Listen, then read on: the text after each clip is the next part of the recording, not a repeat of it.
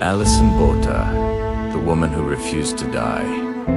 She held her head with one hand and tried to keep her organs inside her body with the other.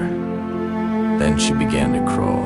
On the night of December 18th, 1994, 27-year-old Alison Botha did something very normal. She dropped a friend at home and returned to her apartment in Port Elizabeth, South Africa. She parked her car and turned around to pick up her bag from the back seat. In that moment, her life changed forever. A man holding a knife forced his way into her car. Before she could react, Alison became a prisoner in her own vehicle. The attacker drove away and picked up another man on the road. They took her to a remote, bushy area where no one could hear her screams. What happened next is hard to imagine. She was brutally assaulted. She was stabbed many times in the stomach, so badly that her intestines came out.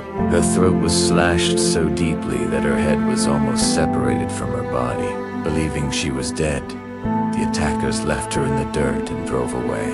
But they were wrong. Alison was still alive, lying in the darkness, covered in blood. She understood one thing clearly.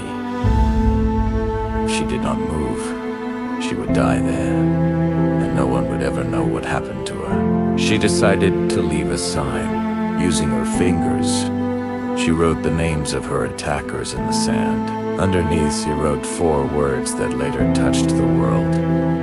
I love Mom. Then she began to move. Because the muscles in her neck were cut, her head kept falling backward. Her organs were slipping out from her stomach wound.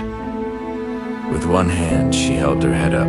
With the other, she held her body together. Driven only by the will to live, she started crawling. She fell and got up again and again. Her vision blurred, but she refused to stop. Slowly and painfully, she reached the road. At around 2:45 a.m., a veterinary student drove past. In his headlights, he saw something on the road. At first, he thought it was a dead body. Then it moved.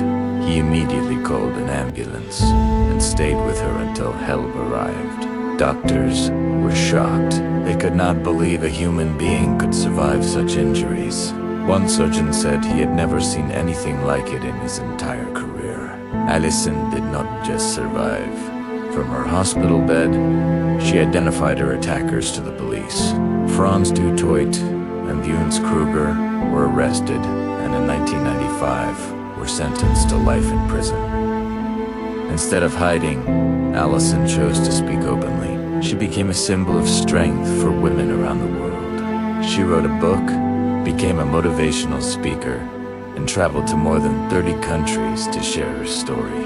Doctors once told her she might never become a mother, but later she gave birth to 2 sons. In July 2023, after 28 years, both attackers were released on parole, which caused Alison deep emotional pain. In September 2024, she suffered a brain aneurysm that affected part of her body.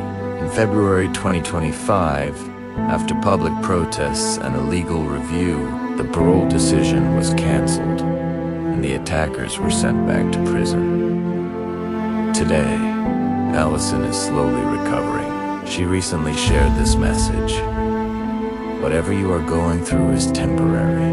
It may feel overwhelming, but if you keep moving forward, you will come out the other side.